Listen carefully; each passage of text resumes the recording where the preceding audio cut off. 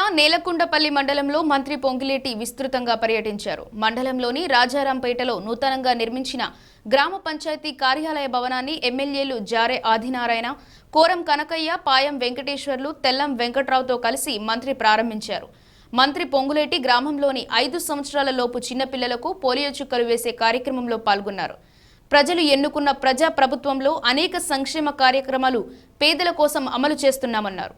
రాష్ట్ర ఆర్థిక పరిస్థితులు బాగోకపోయినా అభివృద్ధి కుంటుపడనీయలేదని మంత్రి అన్నారు.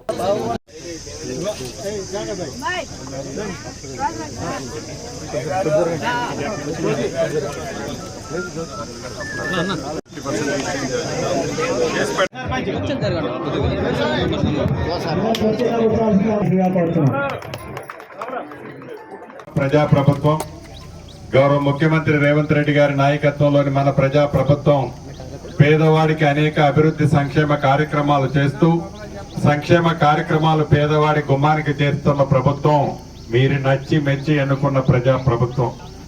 ఈ గడిచిన 2.5 సంవత్సరాల్లో అనేక సంక్షేమ కార్యక్రమాలు పేదవాళ్ళకి ఇచ్చాం.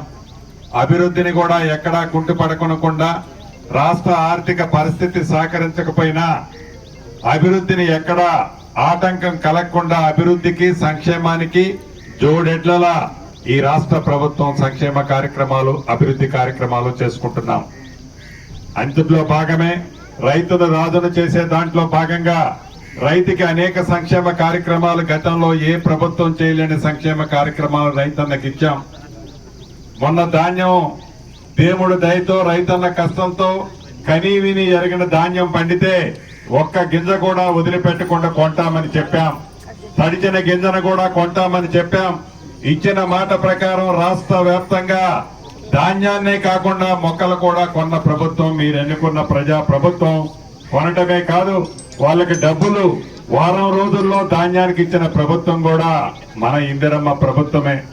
ఆడబిడ్డలని 1 కోటి మందిని కోటేశ్వరులు చేస్తామని ఇప్పటికే సుమారు 63,000 కోట్ల రూపాయలు సున్నా వడ్డీకి వారికి శాంక్షన్ చేసి ఇవ్వటం జరిగింది. ఆడబిడ్డలకు పెట్రోల్ బంకులు గాని రాబోయే కొద్ది రోజుల్లో ఈ నేలకొండపల్లి మండలానికి సంఘాలకి ఒక రైస్ మిల్లును కూడా శాంక్షన్ చేపిస్తున్నామని ఈ వేదిక ద్వారా చెప్పడానికి సంతోషిస్తున్నాను. ఆ రైస్ మిల్లు గౌరవ ముఖ్యమంత్రి రేవంత్ రెడ్డి గారి నాయకత్వంలో మొట్టమొదటి రైస్ మిల్లు రాష్ట్ర వ్యాప్తంగా డాక్రా మహిళలకు ఇచ్చిన రైస్ మిల్లు అవుతుంది. దీన్ని దృష్టిలో పెట్టుకుని భవిష్యత్తులో రాష్ట్రంలో అన్ని మండలాల్లో రైస్ మిల్లులు నా మహిళా సోదరులకు కూడా శాంక్షన్ చేయడం జరుగుతుందని కూడా ఈ వేదిక ద్వారా తెలియజేస్తూ, అంతేకాదు 200 యూనిట్లు ఉచిత కరెంటు ప్రతి పేదవాడి ఇంటికి ఇస్తున్నాం. పెద్దోళ్ళు తినే సన్నబియ్యం పేదింటి ఆడబిడ్డ తినే విధంగా సన్నబియ్యం ఇస్తున్నాం. రేషన్ కార్డులు ఇచ్చాం.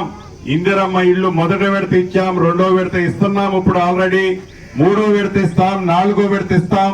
ఇల్లు ఏదో కాగితం ఇచ్చి ఇల్లు ఇచ్చామని చెప్పలే.